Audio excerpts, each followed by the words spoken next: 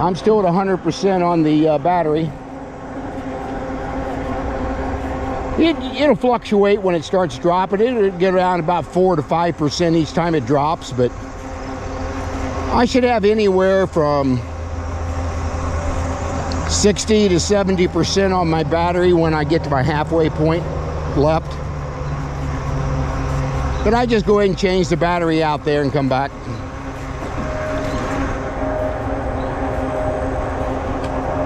Again, a pedal assist 2 like I'm on now, it's very comfortable.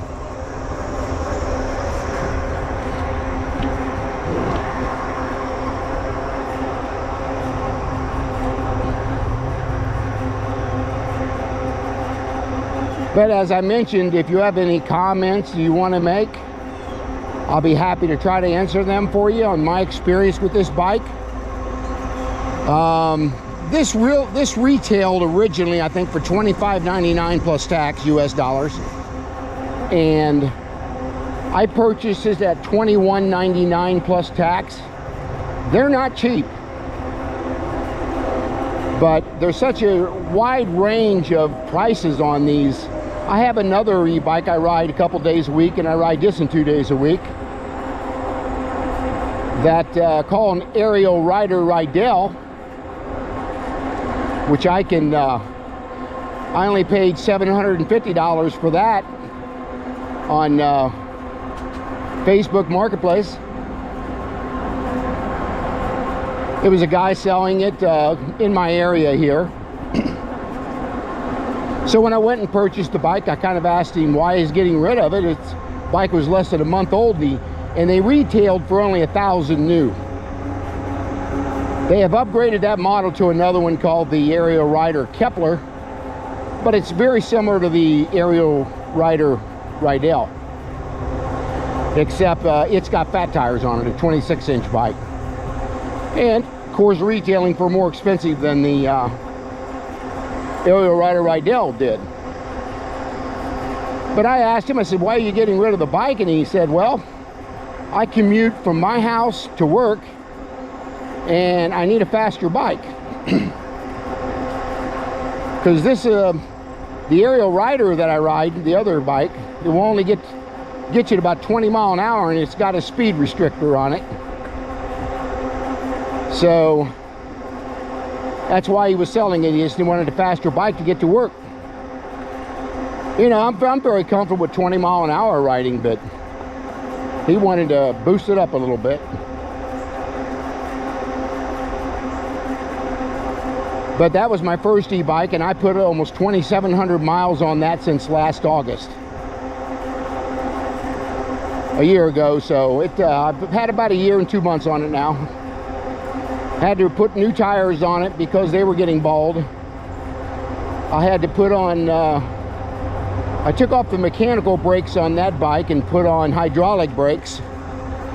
They were getting really bad, the brakes, so I had to change those out. A couple minor things I had to adjust on it. Had a couple of flat tires early on, but put in more beefier inner tubes that weren't puncture proof, but close to it. And so far I've not had another flat tire.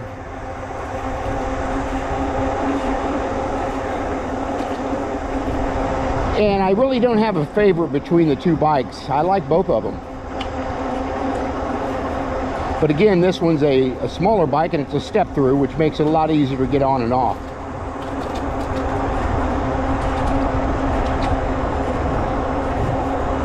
But as far as speed goes, this one's a little faster, I think. But I'll tell you, once you get to pedal assist 5, like I showed earlier, you're at 28 mile an hour. You can't hardly keep up with the pedals. So I'm about to change out a sprocket to a lower gear where I can not have to pedal so fast at pedal assist 5. I can do it for substantial distance actually, but that's not real enjoyable for me riding a bike. I can ride at this speed, 17 mile an hour. It's very comfortable. On your left. See a lot of walkers out here with animals, dogs, but they have to be on a leash. Sometimes you see them running without their leashes, but most of the time they got them on. See a lot of people with the little kids out, which is really nice. That's more on the weekend, it seems like.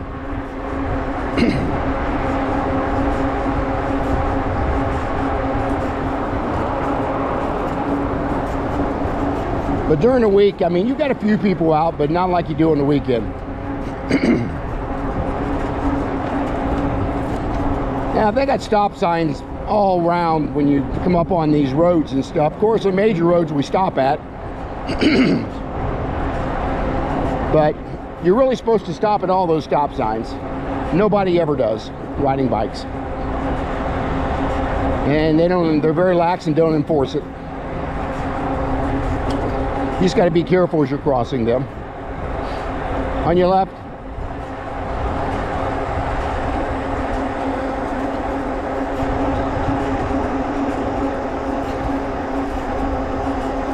I don't pass as many bikes during the week. You see a few. I see pretty much the same people when I'm out riding. They got their routines like I do. I normally ride on Mondays, but I did not yesterday. I had some things I had to get done and a viewing we had to go to, so I didn't ride my bike yesterday. I did hike on Sunday. I like to hike as well. You might want to see that video that I have up.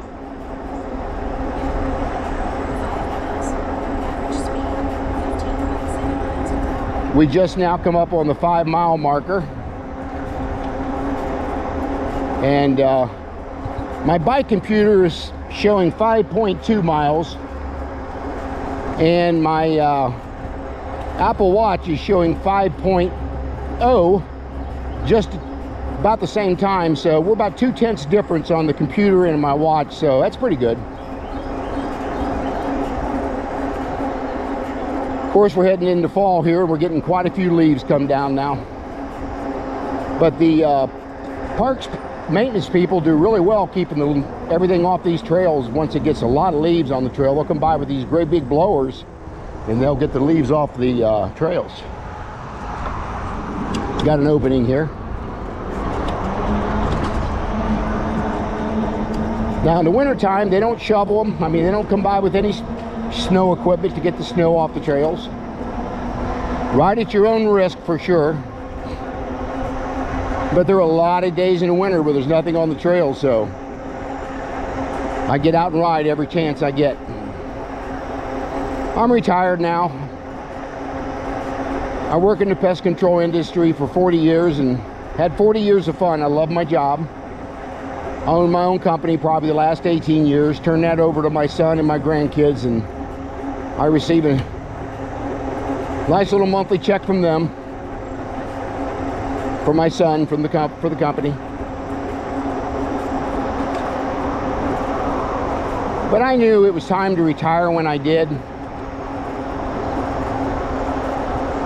Had a little heart scare back in 2019, 2020, about when COVID was hitting.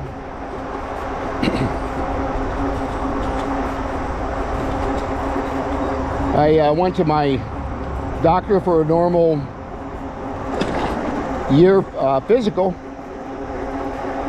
and had the EKG done. When he come back, he says, have you had any chest pain or any shortness of breath? And I told him no. So he sent me to a cardiologist and they ran the same test, and he said there's nothing there. But he said there's a couple things you can do. You can either do an ultrasound or do nothing. And I'm looking at this cardiologist. He's fairly young. I consider him young, in his 30s, 40s. I said, what would you do if it was your heart? He said, I'd go ahead and get the ultrasound done. So that pretty much told me to get it done. Well, when I had the ultrasound done, there was nothing there. And I know that whole ordeal was the God deal. That was God's plan. He wanted me to retire, so he threw a health scare at me, kind of like shooting a warning shot across the bow. It was time for me to retire, so I did. And I couldn't be happier that I went ahead and retired. I've been married 50 years now, and my wife had a little health scare. Well, she did have a health problem. She had a double mastectomy back in 2017, and she's fine from that. It's been almost 5 years now. Coming up here in March on our last appointment with the oncologist. So we was blessed to have that happen. And a little story about her surgery. She had her surgery when she's only 64. And of course, she could not attain health insurance because of her diabetes and her weight and our age. So she wasn't able to get any health insurance. On your left.